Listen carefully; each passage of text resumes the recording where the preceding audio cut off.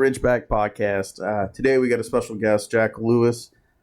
He is an owner and director of firearms at Lewis and Grant Auctions, firearms historian. He's a member of the American Society of Arms Collectors, which is a prestigious collecting group built of academic scholars, museum curators, and so forth. So it's a pleasure to have you here. He's also my father, so easy to get him on and hopefully get him back on the podcast as a regular. But today we got three great pieces that are, part of Colt's history. I mean, it's kind of what Colt's known for, a transitional piece, and then into the Dragoon, which really, the Dragoon is really what made Colt what it is today. It's what kind of kept them in business. That's when they became steady. So first piece we have is a civilian. It's an extremely rare piece. It is a Colt Walker. It's an original one. It is a civilian model, which I believe, and you correct me if I'm wrong, Colt made 100 of these before they got a military contract. And so they stopped production on a civilian and went straight into the military or martial marked Walkers. Is that correct? They made the military and then the civilian. The civilian. Okay. Yeah. All right. So, but what do we have here? Let's start with the first piece. So this top piece is a civilian Colt Walker. Serial number 1024. And it was carried during the Mexican War by a Lieutenant Coulter, who later was promoted and became a Captain Coulter. When the war was over, he returned to Dayton, Ohio. And there he was a pharmacist. And somehow he met up with a gentleman named Peter Dister, who later was a colonel during the Civil War, and he purchased the Walker from Captain Coulter in Dayton, Ohio. The Lieutenant Colonel Dister took it to war with him, and he was killed in the Vicksburg campaign at somewhere around Chickamauga. He was shot in the head, and the Walker was returned to his family, where it remained until 1945, when it was purchased by a well-known collector named William M. Locke, who happened to be from here in Cincinnati. Jake, wow. Yeah, great history on this. I mean, holy cow. You have a civilian model that has military history. So, I mean, that's you. Some pretty cool military history. Yeah, and then William Locke, we'll get into him a little bit, but he was a well-known collector, probably like one of the original, like the OG godfather of like collecting firearms. GCA, many different collecting organizations. But correct me if I'm wrong, if you go in, and I've seen it, but if you go in the Metropolitan Museum of Art, which by the way has a huge, I mean, they're really big in the arms collecting world. They have a huge wing dedicated to arms collecting, kind of as an art. They have armor, firearms, and so forth. Some great pieces, but they do have several pieces that came out of the Locke collection, correct? They do. Yeah. And when you go into the arms and armor department, the golden-laid 3rd model Dragoon that was built for the Sultan of Turkey is on exhibit there. Spectacular, fabulous. Dripping in gold. You Google that piece. It looks like Fort Knox. It's got so much gold on it. But yeah. So what was popular about the Walker? Well, I guess it really wasn't popular. There was how many roughly made altogether throughout 1,000, and they were issued to the Texas Rangers in a contract, and they A company, B company, C company, D company, and E company. And each company, I guess, had 5 platoons, and they were issued to each one of those. And I guess 80% of the Walkers that are military martial guns are known. In the civilian range, maybe 15 of the 100. So this is a rare. I mean, most people don't realize it's a rarity in the Colt very rare world. gun, extremely rare because it is one that is ID'd to an individual, and the history is well known. And we also have a receipt where Locke purchased it from the Dister family, in 1945 for $750 cash. And so at auction, what's the estimate that you have on it? 100 and a quarter to $175,000, So $700, which is well within investment. range. We know of a Marshall Mark that sold a few years ago at an auction in the New England area for $875,000. We know of a civilian that sold serial number 1022, sold in the Midwest for $1.8 million.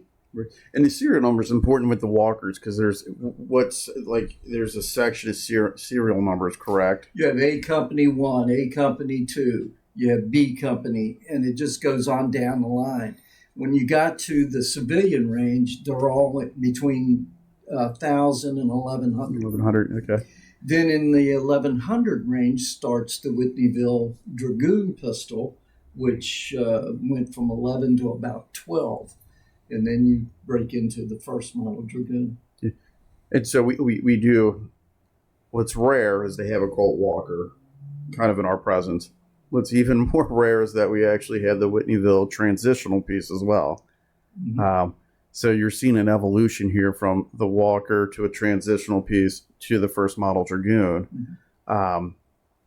And so Walker was made in Patterson, New Jersey? Because Colt got his first patent in 1836, right? It was actually made in Whitney's plant. The Pattersons were made in Patterson, New Jersey. Then they go bankrupt.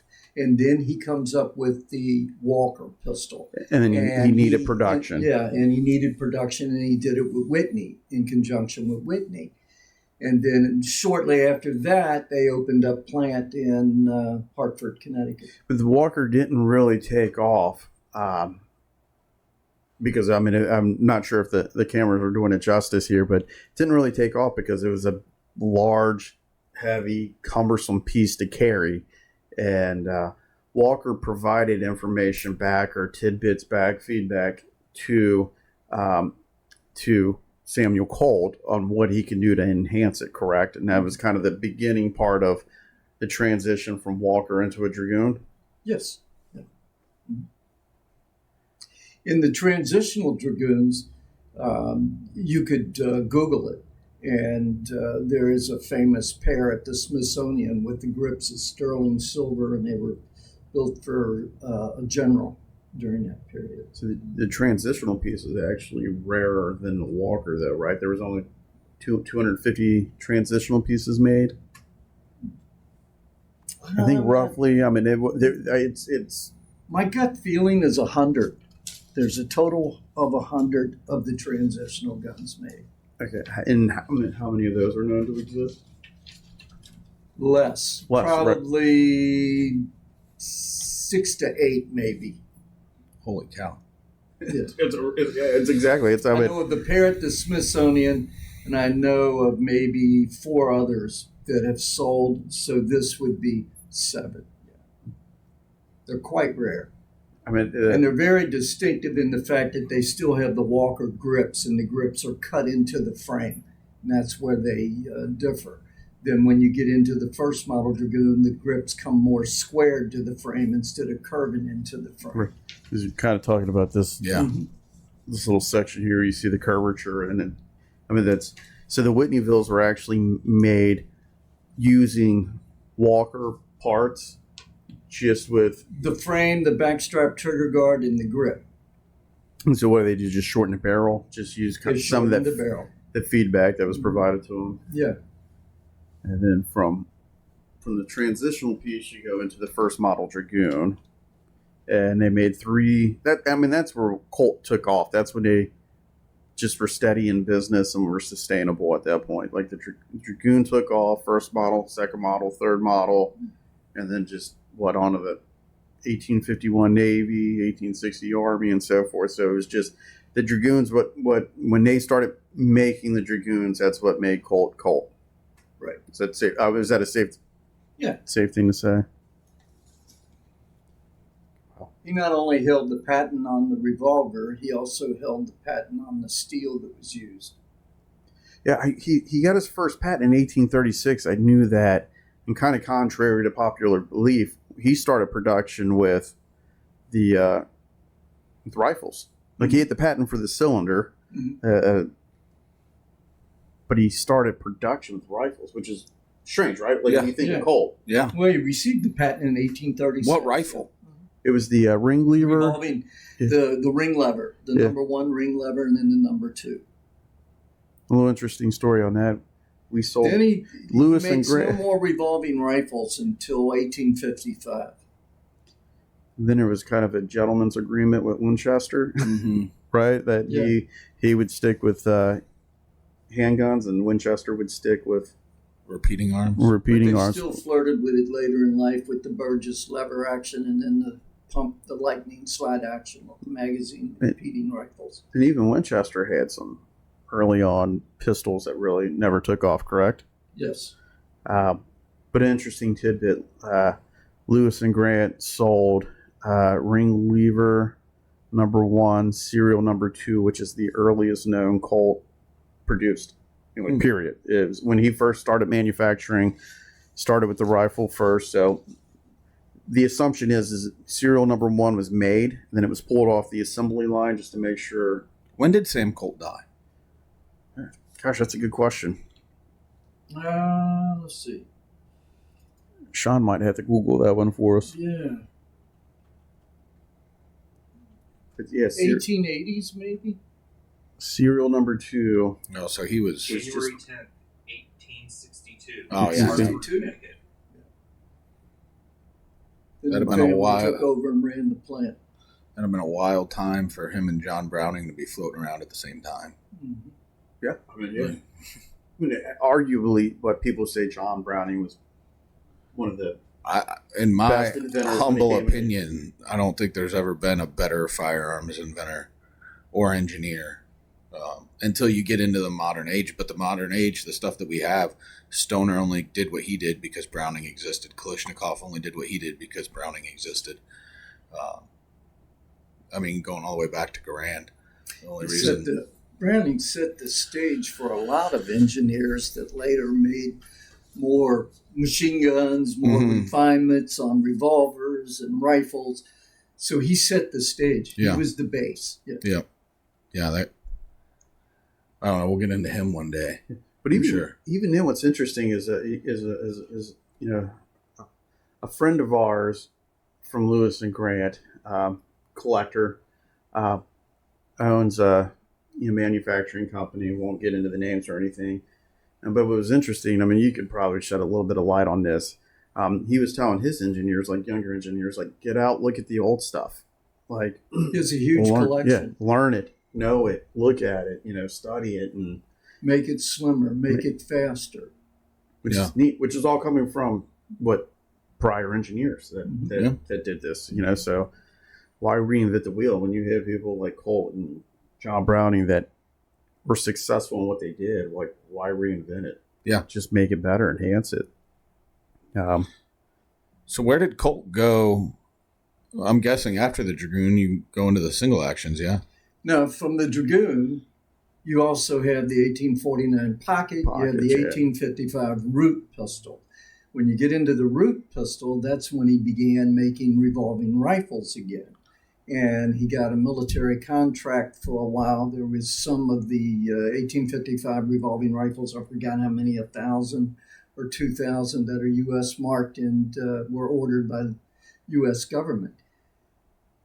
Then the 51 the 51 Navy, the 61 Navy, 60 Army, and now all of a sudden we start into the conversion of percussion revolvers to a rimfire cartridge, later to a centerfire cartridge, and then into the famous single action, which between the single action and the 73 Winchester, that was the West. Yeah. So when you were talking about the conversions, that when you get into like the Richards conversions and things like that? Richards, Mason. And so they were just converting from rimfire to centerfire? Well, they were converting from percussion to rimfire and then later centerfire. The first cartridge, which was the patent was held by Roland White, which was the bored through cylinder. So inventors had to figure out a way to not cross his patent and make their own. So they came up with lip fires, cup fires, all kinds of different cartridges. And then finally, somehow or another, I guess they paid the royalties and they go to the bore through cylinder. I mean, when you find something that works, you Yeah. again, don't reinvent it. Just pony up, pay what you have to pay. So, I mean, Getting back to the Walker, though, one of the most interesting things is the collector that purchased that, William M. Locke. He graduated from University of Nebraska in 1917. He went into the business world and he did very well. All along, he was collecting firearms and adding to his collection. And he would constantly upgrade things. If he found a better one, he bought it and he sold the lesser. During his lifetime, he did quite well in the business world in Omaha, Nebraska. In 1920, he owned a Stutz Bearcat agency, sold Stutz cars. By 1929, Depression came and he lost everything. He loaded up his collection, he moved to Cincinnati, and he became an insurance salesman. He was killed in a car accident in November of 1972. And upon his death, he probably had 3,600 guns in his collection. And by the time his collection was sold off, it raised somewhere in the neighborhood of almost $3.2 million in 1973. A lot of money. Yeah. But he had assembled one of the finest Colt collections ever assembled. and what kind of to that point, like a lot of people don't realize, like this is another asset class.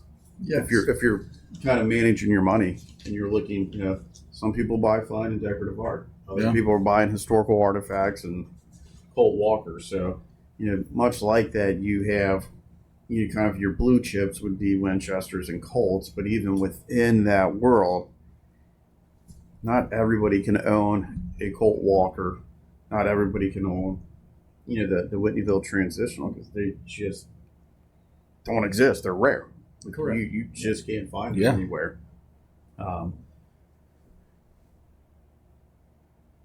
How long have you been dealing? So, like, how did you get into this world of collecting? Through my father. My father was a collector of Winchesters in the early 50s. By 1968, he had assembled probably 380 lepers.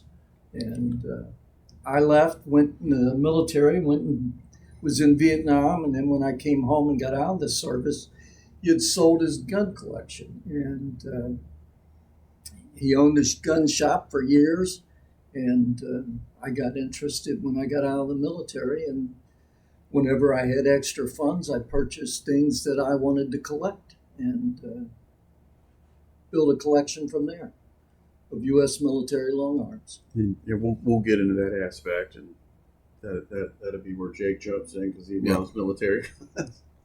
So your true passion, I don't want to say knowledge because it's kind of a jack of all trades, but your true passion is Springfield. Springfield, Arms of Springfield Army, yes. And Same. This is just kind of a teaser, so keep people wanting to come back to the show, but we'll eventually do a video on one of the rarest trapdoors that you could possibly own that's in your collection. The marksman's rifle. The marksman's rifle. What's special about that? 9 rifles were built. The Army in the late 1870s decided a way to enhance their recruitment was through marksmanship. So what they did was they created teams. They created one in the Atlantic Division, one in the Missouri Division, and one in the Pacific Division. So there were 3 divisions of marksmanship. And you competed for a spot. And in those days, the sharpshooters or long-range shooters or marksmen were considered celebrities. And they were treated like pro athletes. They traveled first class from town to town. They competed in shooting matches across the country. So the Army decided that they built 9 rifles. They were given to second, third, fourth place finishers in each one of the divisions. The rifle I have was given for 4th place to a Private E.C. Terry. So there were 9 total rifles built. Of the 9, 5 are known. Not in the condition it The is. air conditioners got me cold.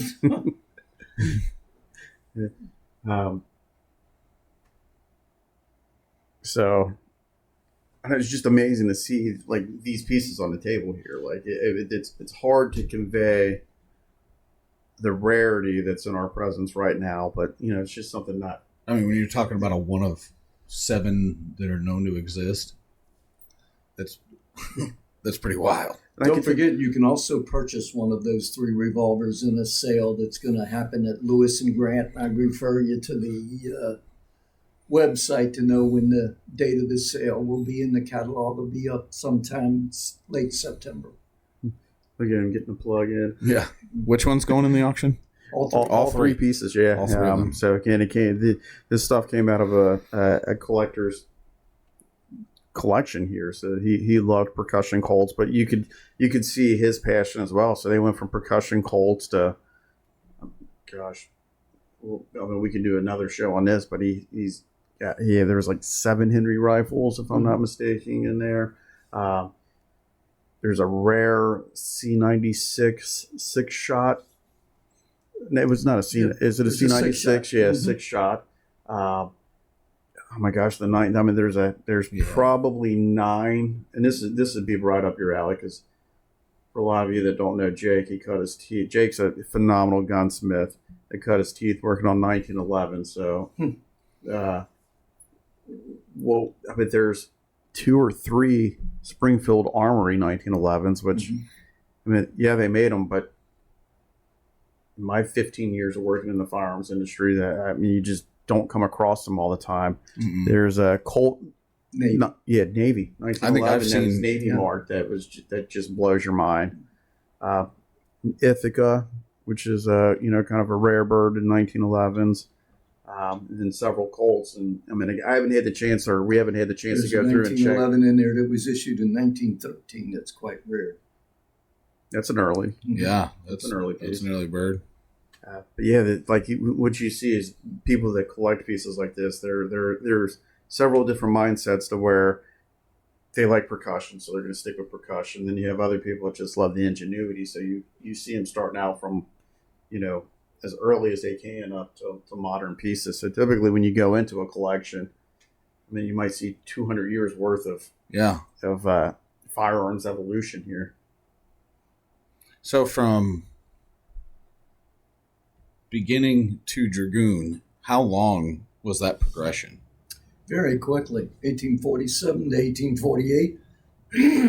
Holy smokes. Well, you got to think he was essentially... Colt was essentially out of business. The Walker just didn't take off. If it wasn't for the Texas Rangers, right? Like Texas Walker, yeah. Have a drink of water. Yeah. If it wasn't for the Rangers that put in an order, I mean, Sam Colt was just a phenomenal. I'll go off on a tangent here, but he was a true. I mean, like if you study Sam Colt, what you're going to see is like the odds were against him, but he never stopped. Yeah. He just never stopped. He created some stuff, put it out there, never took off, failed. Created something else, failed. Up until we get to the Dragoon, and then that's when things really took off for him. So it wasn't an overnight success story. Yeah, he was somebody that really, and I mean, the way that they did production. I mean, outside in the firearms industry. I mean, you could look at Sam Colt and what he did in the American Industrial Revolution as well in manufacturing. Well, he is. He's one of the 3 or 5 fathers of industry. In the Dragoon, you went from 1848 to 1855, some 20,000 revolvers in 3 different models. Actually, 4. You had the transitional gun, and then you have the first model, of which they made close to 8,000 of. then the second model, which he made 6,000 of, and then the third model, which he made close to 9 to 10,000. Oh wow. But yeah, these guns are not. And they were built with stocks cut for shoulder stocks. Yeah, That's There were pretty some. cool. Yeah, I mean, I don't We feel got- the little lodge, the notch in the back, but there are several Dragoons within this collection that are cut for shoulder stocks, and even And the shoulder there is a stocks. shoulder stock. Yeah, Yeah, the shoulder stocks are there's hard a to Marshall find. March stock that's really good. I'd imagine when you're talking about guns this old, you know, even if on the third iteration of it, if they made 10,000 of them, the attrition to today, you know, how many of those 10,000 are left? Exactly. When we kind of joke a little bit, you know, like These things are all getting turned into gun buybacks and stuff by people that don't know any better. right. I mean, we've seen And then get we've melted seen that down. on other YouTube channels Yeah. of just people sitting. Have out you ever front looked at the pictures of them, of the gun, like the piles of guns, and just zoom in on them and see what's actually there? And There's some not of old gun dealers was taking RGs in and selling them to them. Oh yeah. Oh, yeah. Well, there's things like that. You're taking little RG pistols that are Yeah, $25 and Getting they're getting 150 for it. 150 from it. yeah. But then you actually had some smart guys, you know, from other YouTube channels that are out there, you know, and you're seeing 1903s and grands coming in. And it's like, I'll Mhm. give you 200 for it. People don't know what they have, and so Yeah. they're buying it for $200. Yeah, because if you don't know, right, especially some kid from today, you know, his grandpa had a safe full of guns, and he sees stuff like this and doesn't know any better, right? Goes and hawks it to, you know, best case scenario I think would be he hawks it at a gun shop for that, you know, they screw him on it and give him $250 or something, Okay. right? But man, how many? That's something to think about. How many guns like these three have just ended up being melted down because somebody didn't know better? And it happens. I mean, and kind of on our line of business, I mean, we could go back and share a few stories, but I'm thinking of one locally where Bill Cody Mhm. presented a Winchester to a family. He provided livestock to the Western show. And again, I mean, the gun was just passed down through the family, and they really had no idea what they had. Mhm. Not a clue. And this is what was cool about that one. I'll let you chime in on it, but it was not a gun that was given to Bill Cody, but it was something that Wild Bill ordered, or From Buffalo Winchester. Buffalo Bill ordered from Winchester To give to this young man. for providing Oh, wow. livestock. Yeah, so I mean, on the factory letter, it was ordered by Buffalo Bill. By William F. Cody. Yeah, I mean, it's And given to Aaron L. Sullivan. That's cool. The Sullivan family was under contract by Cody for Pelcheron horses for pulling his wagons. so there's stuff like that. I mean, story after story, and of walking into somebody's house and they have no idea what they have. Yeah. So if you tie that back into a gun buyback, you could be talking about a $50,000 to $75,000 rifle that just got backpacked for $150. Yeah. And then what's going to happen in the And, buyback? and They gonna Speedway melt gas down? cards. Right, You didn't yeah. even get cash. They're gonna melt it down. Which that's a whole other story with certain police departments and so forth that just burn them and destroy assets. But that's a whole other tangent we can go on. But I think we've covered the Colt revolvers really well this Yeah. morning. So Yeah. I mean, I don't know that you can really do these things justice. And I mean, when you're kind of looking at them, one of the aspects that people look at as well when they're collecting, and it can be mind numbing at times, but you might have a collector that looks at this Colt Walker and says, I just wish it had a little bit more finish, or, something to that extent. Not necessarily this specific one, just talking in generalities. But when you're looking at maybe a handful that are known to exist in the world, Yeah. that itself is why that gun's worth. Yeah. The The fact that it exists. the fact that it exists. So what the cylinder scene might be a little fit. I mean, who gives a shit? Like, he used this it. is a rare piece. Yeah. And so, in this world, you have people that collect on condition, people that collect on rarity, people that collect on history. good example of that is like the grand collectors, right? Like, Sure. I want a gun that matches. Mhm. It's got to be. Oh, It's yeah. got to be all matching. You know, this part's got to match this part. I mean, I want a gun that was actually used. Yeah. You know, in Europe or something like that. So if that's the case, that's not going to match, right? What are your thoughts on that? Well, the GIs would mix up parts. Because They you didn't take care. them apart and get them mixed up. But yeah, I mean, exactly. It's used, and you know, it's got to survive a lot of things over the years. It's got to survive the weather elements. It's got to be well cared for and well stored, or Well, it would. That gun in particular, Deteriorate. that that thing's been through two wars, Oh yeah, and the second one being the guy carrying it getting killed, and it's like the fact that gun surfaced at all. Mhm. You know, what do you think about it? It was actually given back to the family. So Yeah. after he was killed at Vicksburg. Yep. After he was Actually, killed in action at Vicksburg, or Vicksburg's campaign. the Vicksburg campaign, after being involved in that campaign, I mean, one of the most well-known Yeah. battles in the Civil War, but being involved in that campaign, being killed in action, I mean, it was surprising that the Army actually sent it back to the family. yeah. I mean, Well, how even often? look at you could still find stuff buried at battlefields today. You know what? The fact that thing didn't get stomped into the ground and nobody ever found it. You know, it's You can't do that no longer at the Custer battlefield, but for years you could go up there and they would find bullets, they would find pieces, and Yeah, metal detectors. Mhm. People that metal detect, elsewhere. I mean, Cincinnati would be a great place to get over to Camp Dennison. Yeah.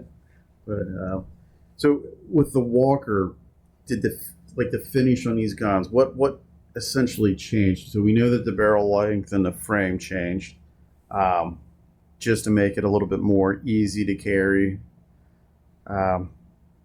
Dismount if you had to. But so when you're looking at the finish, I mean, was it like the typical Colt finishes with, like a case-colored frame, blue barrel, so forth? Well, the Walker originally, you had a case-colored frame, you had blue barrel, you had the hardened lever. The cylinder was actually finished in the white. Was it really? Yeah. Yeah, see, I didn't know that. And did the Walker did have a cylinder seam, or was it? Yes, it's got a cylinder seam. This one's got just a hint of it. You can see it. One-piece walnut grips? Is it? One-piece walnut grips. Iron back strap, brass trigger guard. Then when you get into the transitional, so Walker at that point needed Eli Whitney to make the transitional. He needed his. I picked this up. I just wanted to cover something. The civilian guns are numbered on the bottom here. The military ones are marked on the side of the frame and on the guard, A Company 22. So, And that one is numbered at what, 1024? 1024. And it is numbered on the 1024. trigger guard and the frame. Right. Backstrap trigger guard. On the cylinder. So, I mean, that. There you have a Walker, which is rare, yeah. and basically matching numbers. Well, it is matching numbers, right? Yep. So then you go from that. Colt needed Eli Whitney to make the transitional pieces, right? Mm-hmm. Those transitionals, was that based on the feedback from the field? Like Walker, the Rangers, saying, need to change this, this, and this? Well, I think the popularity was in the purchase of the pistols, and everybody wanted one. I mean, if you think about it, what else was there in a revolver at that time to compete with it? I believe that because of the heaviness of the revolver, that it could handle falling off of a horse or dropping it, and it wouldn't break or bend. was part of its rigidness is what made it so popular. So, I mean, Samuel Colt was not a quitter. I mean, you think about it, when he started off with the Pattersons in Patterson, New Jersey, and then all of a sudden they go bankrupt, and now he's got this idea for this revolver. He just kept going, and he kept looking and searching till he started his own plant. Which is phenomenal. Yeah. No quit. I don't know. I was just kind of in shock. Sometimes like doing what we do for a living might take some of this stuff for granted, but occasionally a piece comes in that it really just blows your mind. At this point, there's not a whole lot of guns there's not too many guns in existence that I can look at and say, oh, well,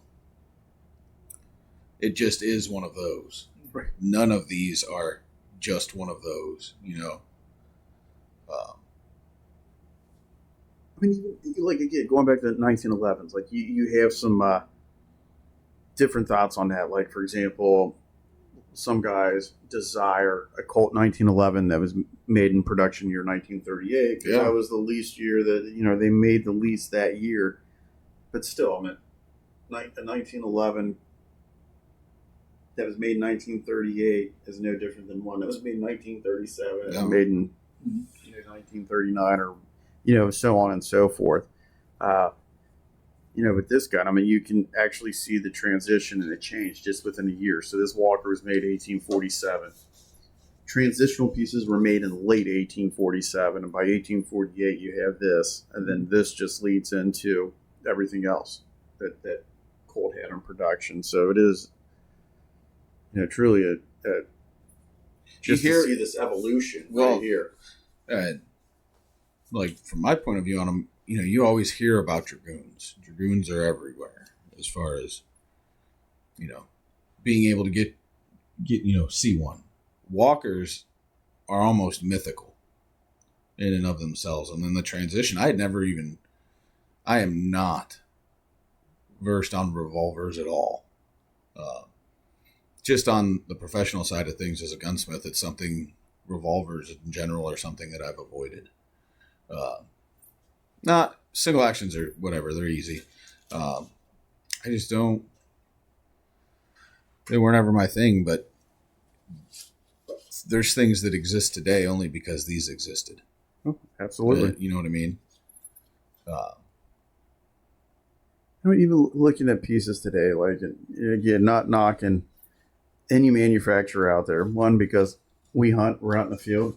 So, I carry a black gun at all times, just, when you're in bear country and so forth.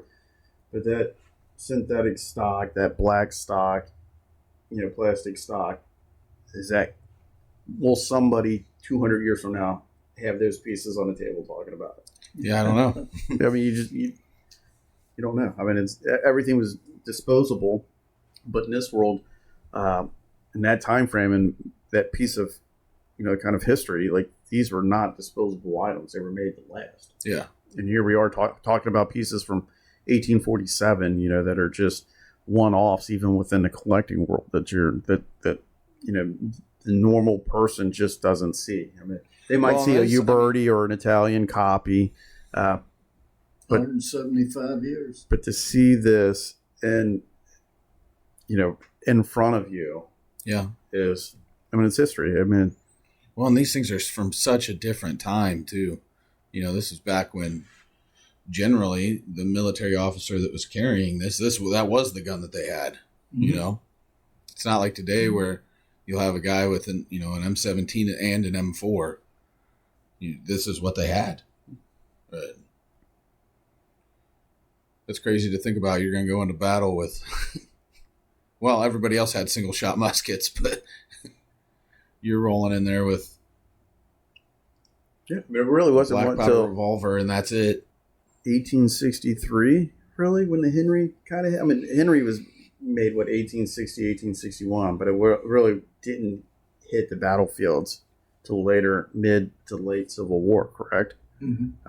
That was really your first shot at having outside a pistol. Yeah. That was the first thing that you had to fire multiple rounds. But again, that can be another cast that we'll have to invite Jack back on and Absolutely. kind of handle that. So thanks for your time today.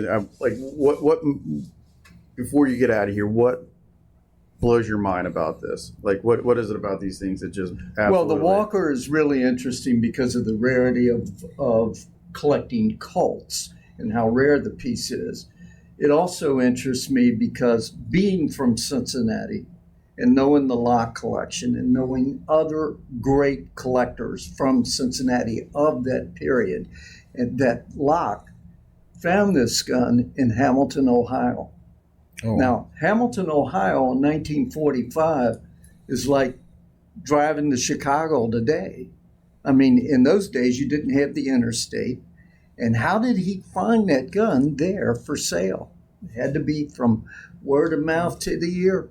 So, treasure hunters. yeah. It's really cool how he found that thing. And Locke was known to have the knack to find the really great things.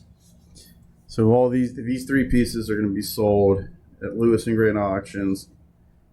November 17th, I believe, is the date, but I'll have to. Mm-hmm. I can follow up. We can plug it on that. So got plenty of time. We're filming in mid-August right now, so maybe we'll do some shorts on these pieces because it's just words can't explain it. If you're in the firearms world, whether you're a match shooter or what, like you have to kind of recognize what came before you and the importance of that. And I mean, this is one of the pieces that can speak volumes in the firearms world and the history of it. So probably more to come on that from us. Yeah, absolutely. All right. Thanks for coming in today. Thank you.